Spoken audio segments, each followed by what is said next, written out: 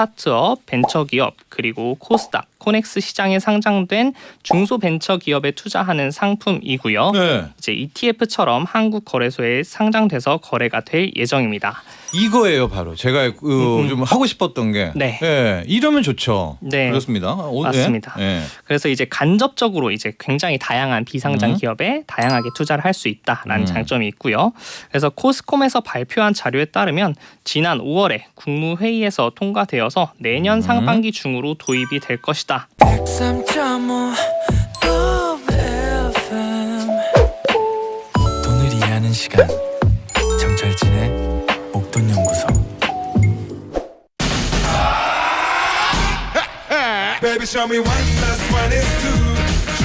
남들보다 빠른 정보가 곧 투자의 플러스가 되죠. 비상을 꿈꾸는 비상장 주식을 알아보는 시간, 비상장 주식 플러스. 리서치 아름 우휘량 연구원 함께합니다. 안녕하십니까? 네, 안녕하세요. 네, 바로 이런 문자가 왔습니다. 이법성님, 성함이 독특하고 멋지십니다. 어떤 뜻이 있는 건지 여쭤봐도 되나요?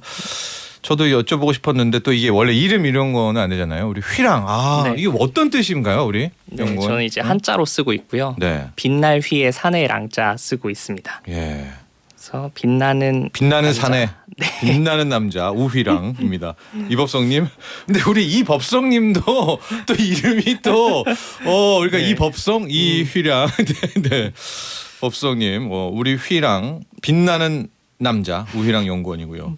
0260번님, 비상장 주식도 거래할 때 배당을 주다니요. 새삼 알아갑니다. 그렇습니다. 자, 올해 마지막 달인 12월이고요. 네. 이제 거의 다 됐는데 톡톡 지금 IPO들을 그렇죠. 기관 태핑도 안 되고 다 지금 하고 있는데 그래도 좀 주목할 곳이 있습니까? 네, 이제 올해 남은 이제 예정 기업은 총 2곳인데요. 오. 이제 오늘 같은 경우에 SAMG 엔터테인먼트라고 여기는 상장을 했고 예. 이제 바이오노트가 남아 있습니다. 예. 그래서 두 기업에 대해서 좀 설명을 드릴 텐데요. 첫 번째로 오늘 상장한 예. SAMG 엔터테인먼트 같은 경우에는 기관 투자자를 통한 수요 예측이 44.7대 1로 상당히 낮은 모습을 좀 보여주긴 했는데요. 이에 따라서 희망 공모가 가격 밴드인 21,000원, 약 21,000원에서 21% 하단의 17,000원으로 공모가가 확정이 됐습니다. 네. 예, 최근 이렇게 공모가가 낮게 나온 종목들이 오히려 상장하고 난 이후에 좋은 모습을 좀 맞아요. 보이는 맞아요. 경우가 있어서 좀 눈여겨볼 네. 필요가 있어서 오늘 상장했음에도 불구하고 좀 말씀을 드리고요. 저희 다뤘었습니다. 네네네. 예. 그래서 오늘 최고가 같은 경우에는 한 23,000원까지 올랐더라고요. 예. 그래서 한번 눈여겨보시면 될 것 같고 SAMG에 대해서 좀 간단하게만 기업 소개를 드리자면 예. 이제 자체 미디어 배급을 하고 있고 글로벌 유통을 하고 있고요. 또 국내외 유튜브 채널을 43개 운영을 하고 있으면서 총 구독자 수가 이제 4천만 명 정도 확보하고 있다는 장점이 있습니다. 예. 네. 고 SAMG. 네. 예. 네, 맞습니다. 그렇습니다. 그리고 이제 두 번째로 아직은 상장하지 않은 이제 바이오노트인데요. 네. 이제 소카 이후에 4개월여 만에 진행하는 이제 조단위 대여 종목으로 꼽히고 있어서 네. 주목을 좀 많이 받고 있습니다. 네. 그래서 바이오노트는 2003년에 설립되어서 진단 키트와 동물, 인체용 의료용품을 제조하는 회사로 코로나의 직접적인 수혜를 받은 회사인데요.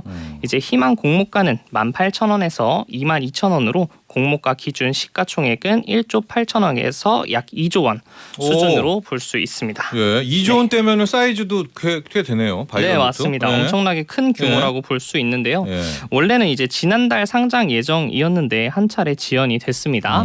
이제 바이오노트가 코로나19 진단 키트를 생산하면서 2019년에는 400억 정도 매출이었는데 21년까지 이제 6천억 원대로 와. 엄청나게 급증을 하게 예. 되었습니다. 그래서 제가 이제 코로나 직접 수혜를 받았다라고 설명을 드렸고요. 예. 근데 최근에는 이제 코로나19 환자가 좀 감소가 되고 있고 이러한 부분이 매출이 감소하게 되면서 금융감독원이 3분기 매출을 반영한 증권신고서 제출을 권고했고요. 이에 따라서 실적 피크아웃 우려가 있기 때문에 이렇게 권고했다라고 볼 수 있겠습니다. 이게 일반 청약은 언제예요? 네, 일반 청약일은 이제 12월 13일에서 14일 예정이 되어 있고요. 22일 날 상장이 예정되어 있습니다. 성탄절 전에 상장이 되고 있습니다. 바이오노트. 여러분들이 한번 판단해 보시죠. 이 매출이 크게 늘고 과연 코로나19를 어떻게 그쵸 우리가 바라볼까? 네. 쉽지 않죠. 그렇습니다. 네. 자, 그리고 이게 어디죠? 자람 자람 테크놀로지. 테크놀로지. 네. 여기는 합니까?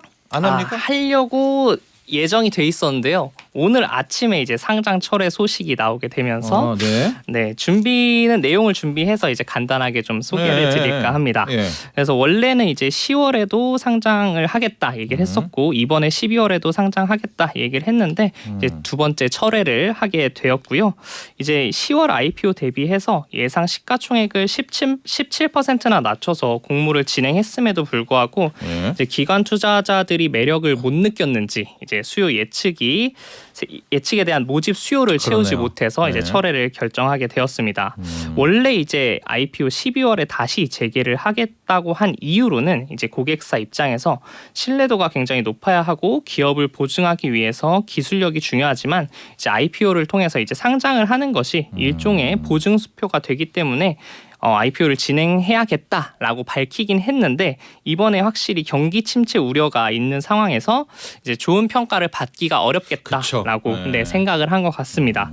그런데 이제 어차피 내년에도 이제 뭐 경기 상황이 좋아지면 다시 한번 IPO를 노릴 수 있는 기업이라고 생각이 되어서 이제 기업에 대한 간단한 소개를 드리면 원래는 이제 통신용 반도체 설계 기업인데요. 네. 우리나라에서는 얼마 없는 팹리스 비메모리 반도체 네. 설계 기업이라고 할 수 있습니다. 거의 없는 줄 알았는데. 네, 맞습니다. 그래서 이제 일반적으로 잘 알려진 이 팹리스 비메모리 반도체 설계 기업으로는 이제 뭐 미국에 있는 인텔이나 네. 뭐 엔비디아 이런 기업들과 네. 유사한 업무를 수행한다라고 보시면 될 것 같습니다. 바로 이겁니다. 우희랑 연구원. 왜냐하면 우리가 이제 비상장 주식을 다루는 것은 언젠가는 이제 상장되겠지. 그렇죠. 뭐 그런데 이렇게 한번 얼어붙고 나면 동인이 완전히 빠지거든요. 힘도 빠지고. 네.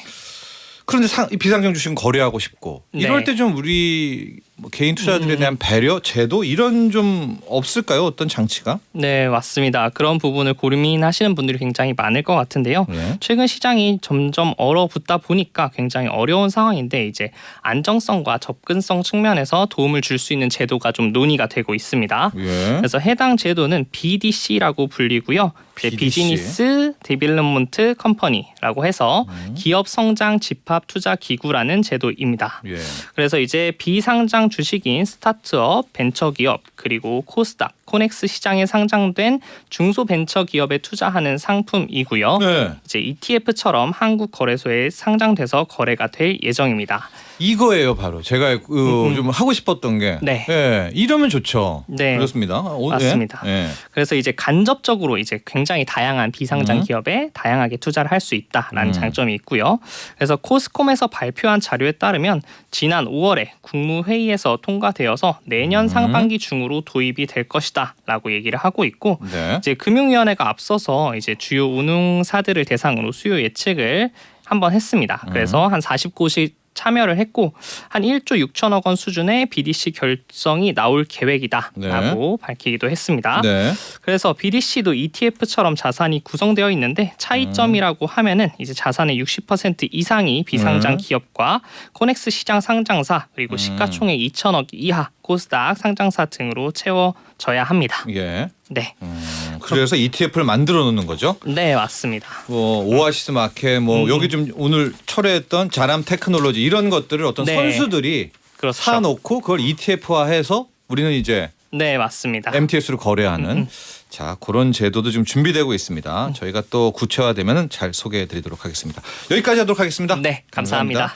지금까지 증권 플러스 비상장과 함께하는 비상장 주식 플러스 우리 리서치 아름 우희랑 연구원이었습니다. 본 방송은 투자 판단을 위한 조언일 뿐 투자 결정과 결과에 대한 책임은 투자자 개인에게 있음을 알려드립니다. 정철진의 목돈 연구소